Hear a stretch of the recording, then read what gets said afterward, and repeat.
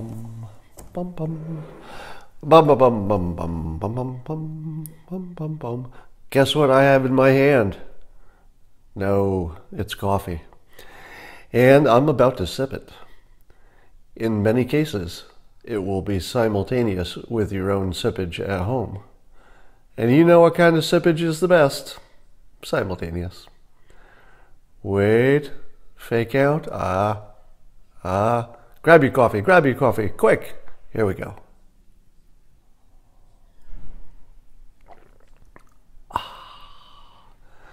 That's good simultaneous coffee. So, looking at the news today, seeing what's new, and it seems that, well, let's start with one observation. You know, when all of the Yanni versus Laurel stuff happened, it felt like it was this big moment of awareness, like the world had gone to a new level where we realized that there's not so much right and wrong, but rather we're just seeing two movies that are completely different. And I thought the public was kind of picking up on that. And then yesterday I watched a guest on, might have been Chris Wallace's show. And he used the Laurel and Yanni analogy. Is it an analogy or a metaphor? I don't know what it is. But he was using it as I guess, an analogy to politics, and saying, well, these people politically are hearing Yanni, these others are hearing Laurel. And I'm thinking to myself, yes, that's it.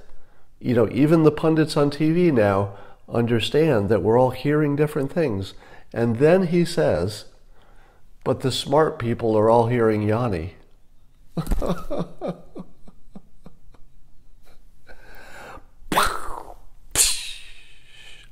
We were so close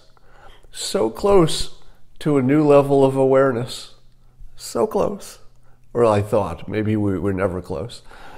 But the key learning of Yanni and Laurel, as applied to the larger world, is that we're all seeing our own interpretation of things, and that the old model of some people are smart or well-informed and some people are dumb or uninformed is completely a debunked model of reality. And I thought we had it. And still, this pundit says, yeah, but all the smart people hear Yanni. And I swear to God, he meant it. Oh my God. Anyway, so let's talk about a couple of more Yanni and Laurels, if we can call them that. One is that it wasn't long ago that there was this story about a thing called Russian collusion. Have you heard of it? Now, in my movie, and probably the movie that many of you are watching, there was an accusation of presidential collusion with Russia, but no evidence for it, and it seems pretty clear that at this point we would have heard it. It would have leaked, or we'd see some action on that. But it hasn't happened.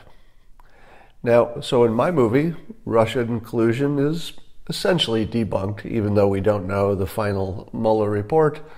We would see far more hints that there was something brewing, I think, than we're seeing. But people who don't see that movie are seeing a different movie that has a plot that goes like this. Because a bunch of unimportant, at least at the moment unimportant, people did other things and committed other crimes, therefore, this claim, which has nothing to do with any of this, has been proven. What? Let me say that again. So the other movie, the one I'm not watching, says that this claim of collusion is essentially true because people did unrelated things. Now, I don't know how to process that, because my movie, that doesn't even make any sense.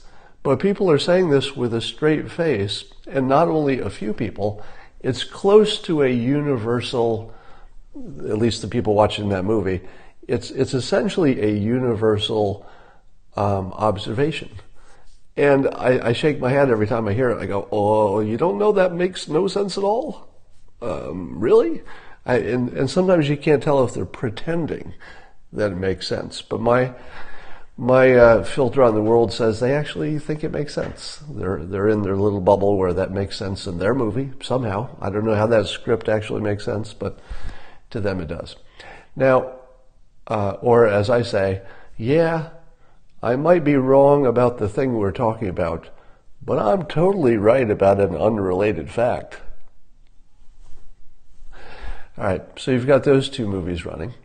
Then you see that President Trump has decided to go on the offensive. Now here's where it gets interesting.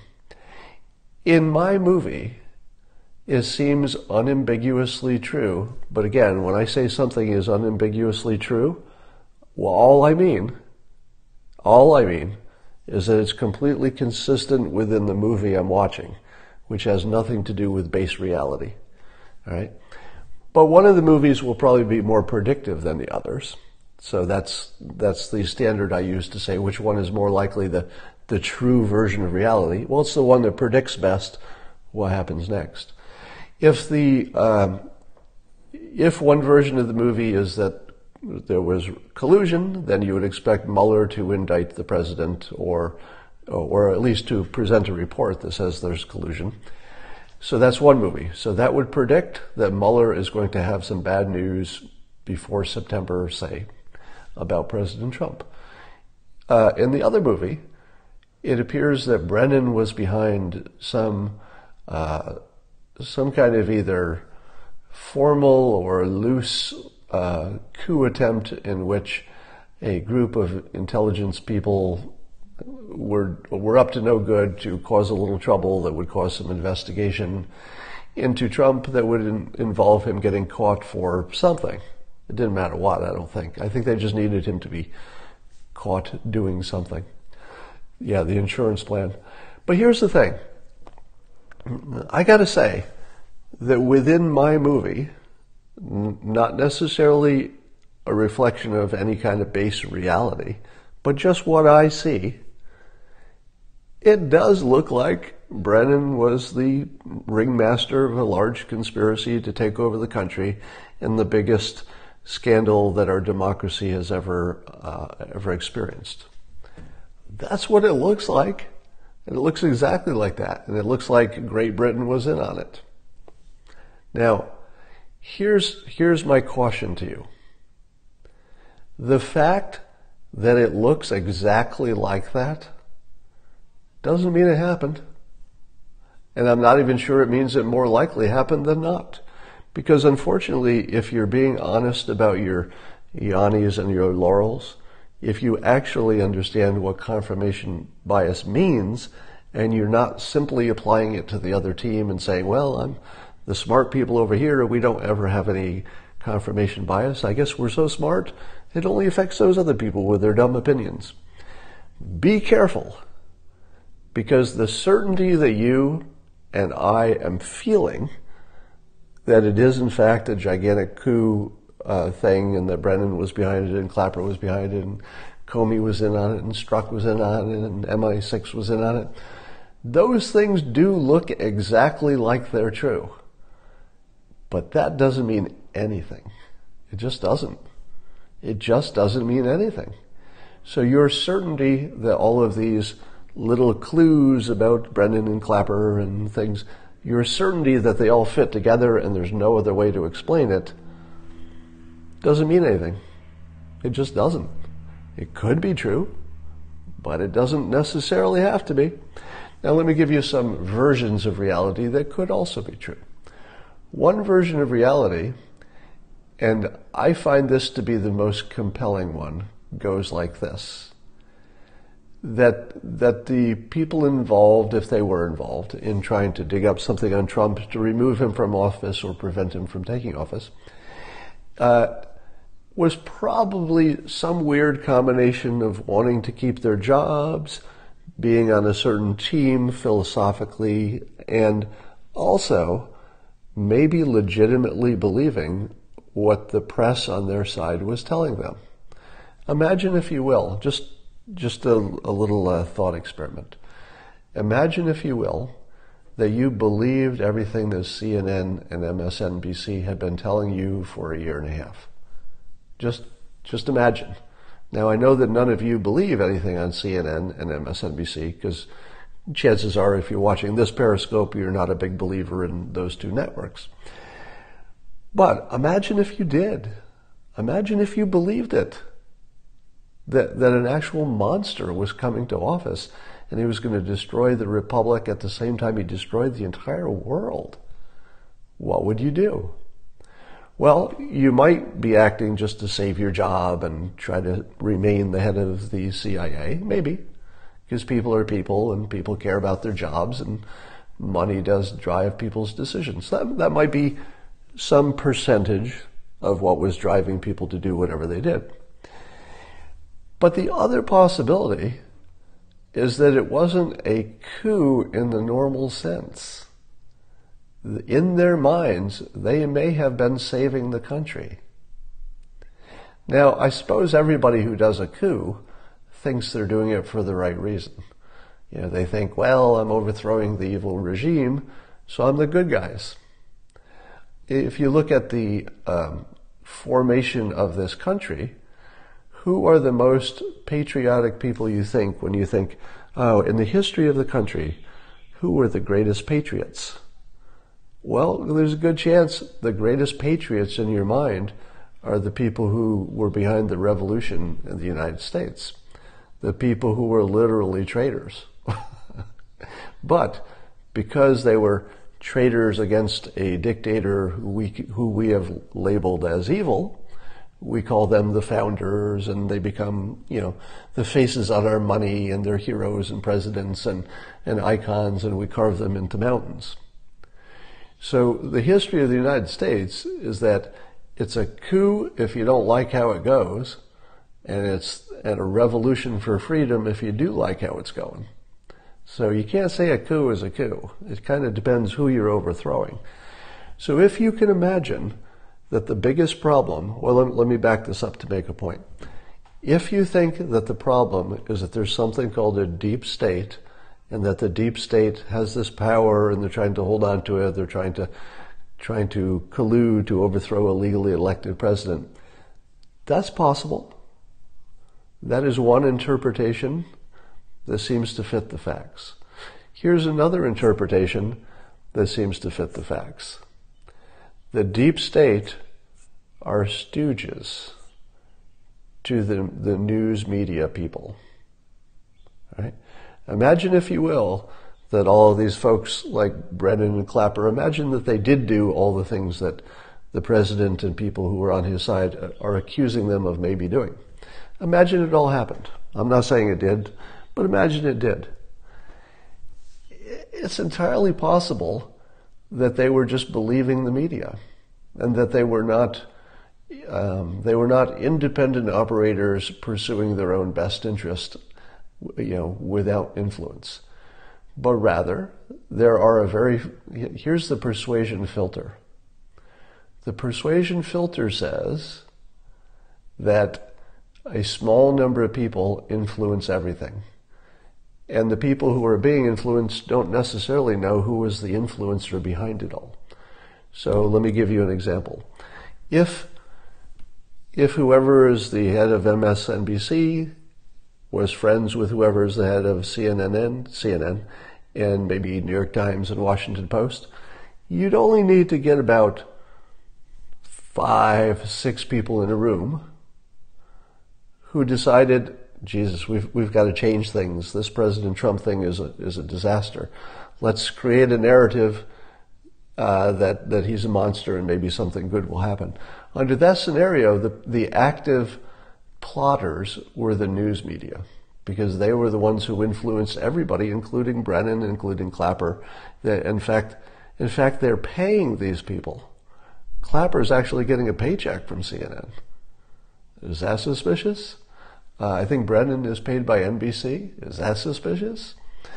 So it may be that there were these deep state actors who did things exactly the way the accusers are saying. It's also possible none of that happened, the way we interpret it.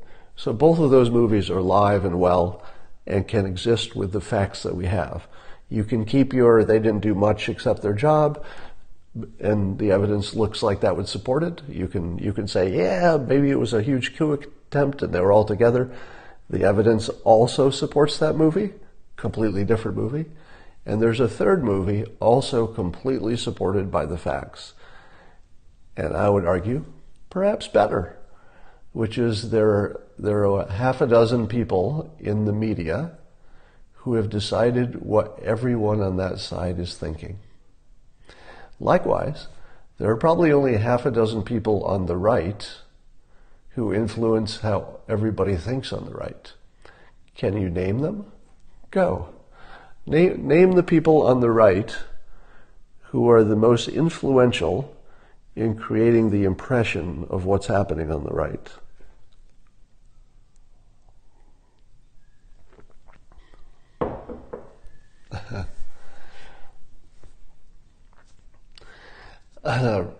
Right. So you see that there's a fairly small number of, somebody said Hitler.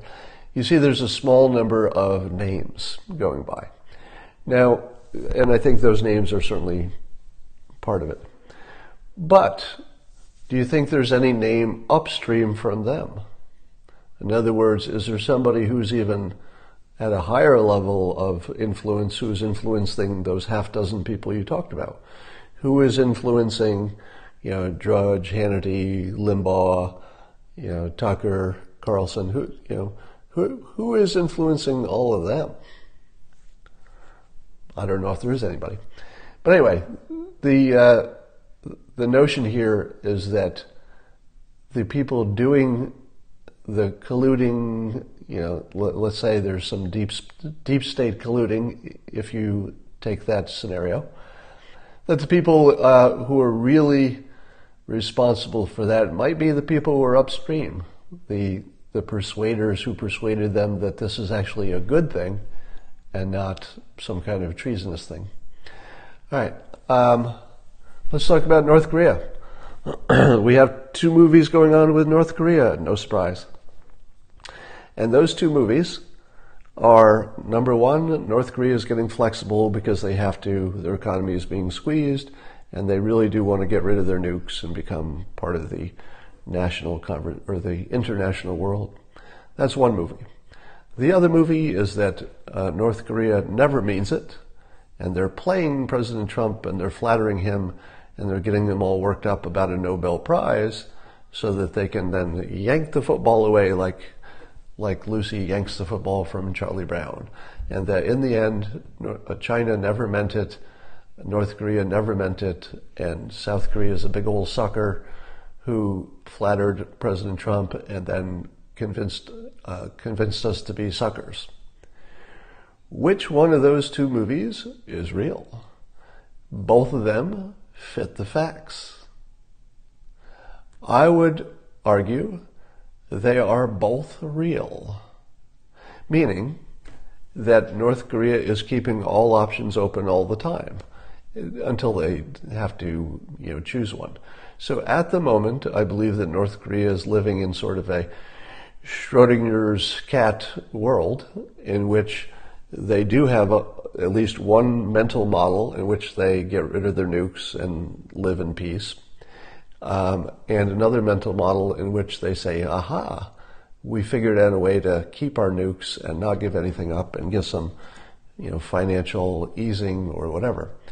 So I think that they legitimately have both options alive, which is a good place for them to be because they're entering negotiations. So they want to be able to say, well, we can walk away from this table anytime we want. Now, they've also put the president in a bind because he's got the midterms coming up. He seems committed to having promised to work out something good here. It would be very embarrassing if North Korea walked away, etc. So what should the United States do right now? Now, let me say right now that we don't know all the conversations happening. So we don't know who really talked to whom. We don't know what China's President Xi said to Kim when they visited. We don't really know. We're just speculating. So we're probably operating at, I don't know, 70% knowledge at best about what's going away. So somebody just said walk away first. That is correct.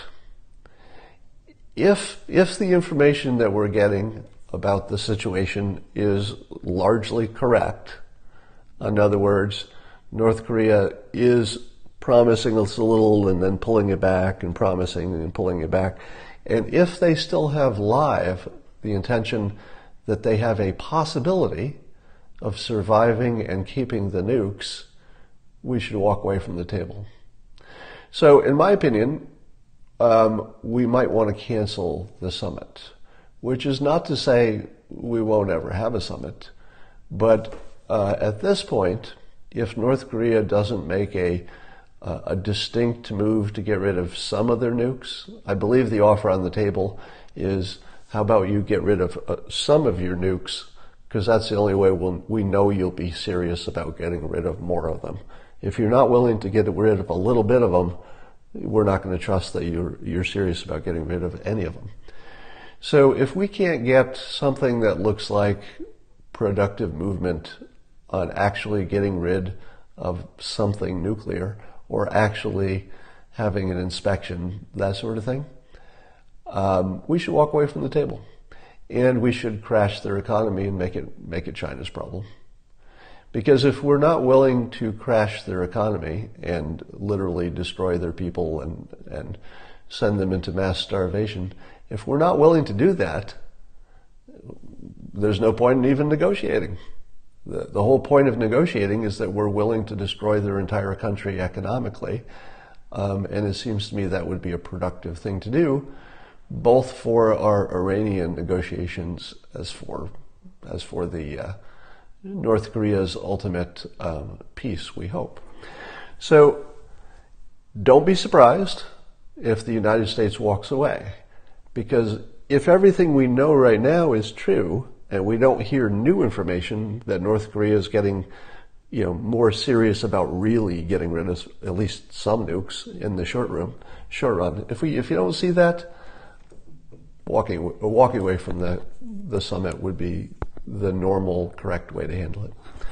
And remember, I told you that there's no way you have this kind of negotiation at this level with these individuals without somebody walking away from the table, and maybe more than once. So walking away from the table is a given. And if North Korea is not flexible yet, and part of the reason that they're not flexible is that China is loosening up on the sanctions, which I believe actually is happening, we can go back to sanctions. Let's just put time back on our side. So I, for one, am willing to destroy the entire economy of North Korea and have on my conscience all of the deaths that will cause, so that I do not have to worry about a nuclear bomb aimed at California anymore. So I'm pretty clear on what I want, and I'm sure there will be disagreement.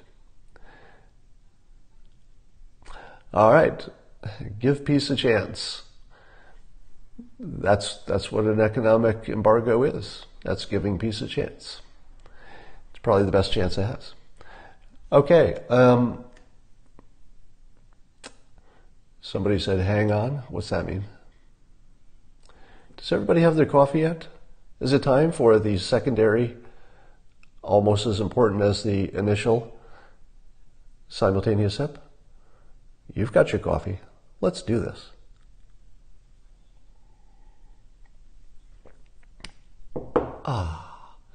Prediction?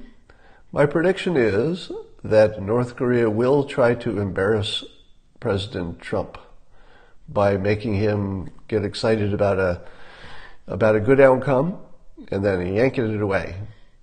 And then President Trump will crash their economy. And then, when they come back to negotiate, they will get less than whatever's on the table now. So here's my prediction, that whatever we've offered North Korea as of today, the final outcome will be they'll get less of that. because I think they're going to try to walk away or force us to walk away by not negotiating. I think we will walk away, and I think we will, right now we've got a boot on their economy, and I think we'll just stomp. So look for some stomping.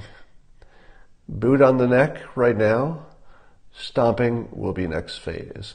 I think Kim needs to look out the window and see people, like crowds of people with pitchforks. Until you see that, he's probably not going to get serious. All right.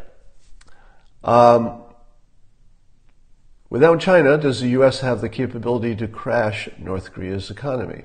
Well, I'm no expert, but Gordon Chang, who is an expert on this, was talking yesterday and says yes. Now, we may have to do it one of two ways. One of the ways we can do it is by bringing down a major Chinese bank, or at least threatening to do it so they get out of the business of dealing with North Korea. So apparently there's still 4 major banks in China dealing with North Korea. We might have to take down one of them. Apparently China's not getting serious about a lot of stuff in our negotiations. They're still stealing technology and other things. So bringing down a Chinese bank, which you might have thought was inconceivable not long ago, you have to put that on the table now. And it wouldn't surprise me. I think we're probably at least a 50% chance that our next move will involve taking down a Chinese bank. Because here's what we're not going to do. We're not going to walk away.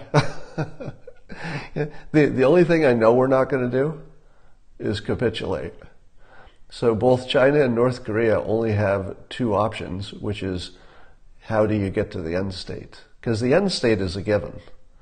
The end state of North Korea not being a nuclear threat, that part is a decision. I've talked to you about this before. It's the difference between wanting something and deciding. You know, in my book, How to Fail at Almost Everything and Still Win Big, I talk about that. And the basic decision is this. When you want something, you're not really doing the hard stuff to get it. When you decide to do something, then you've decided that it doesn't matter how hard it is. It doesn't matter what it costs. Decision's already made. So on North Korea, I would say that the United States has already decided. So the end state is already determined, because if the United States is willing to sacrifice whatever it takes to get a non-nuclear North Korea, it's going to go that way. And we have decided to do that. It is no longer something we wish. It is something we're simply decided to do. How we get there is the only thing that North Korea gets to decide, with China's help, I guess.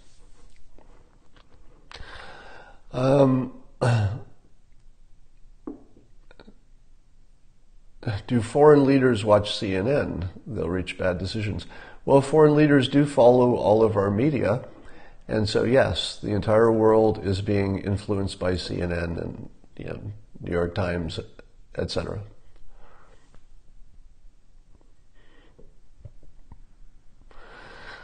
How do you find out who is influencing the right?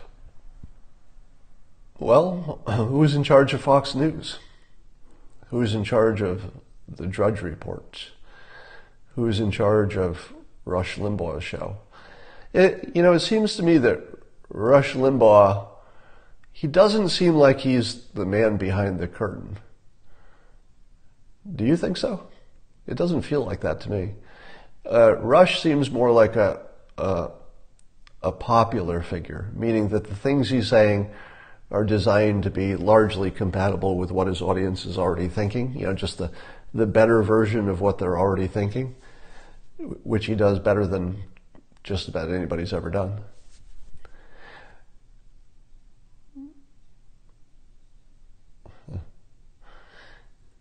Rush likes me, somebody said.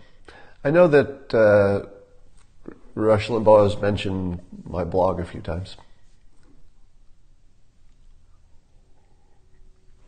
Yeah, I would agree that Rush Limbaugh does take independent opinions fairly often, but the independent part of the opinion tends to still be in the same channel with the, the main conservative thought. Somebody's saying Q. Well, I don't know the answer to the question, but certainly the right is taking some kind of direction.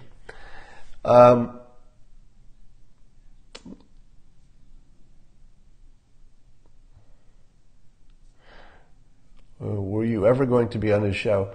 Yeah, I was in conversation with Rush Limbaugh's booker, and he just stopped returning messages unless I missed one. So I won't blame him. Let's just say we were communicating and now we're not. Either I missed his message or he didn't respond to mine. I don't know which happened.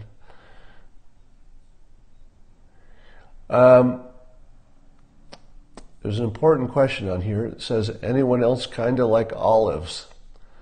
I do. All right, that's all I've got for now. And I will talk to you a little bit later today. Bye.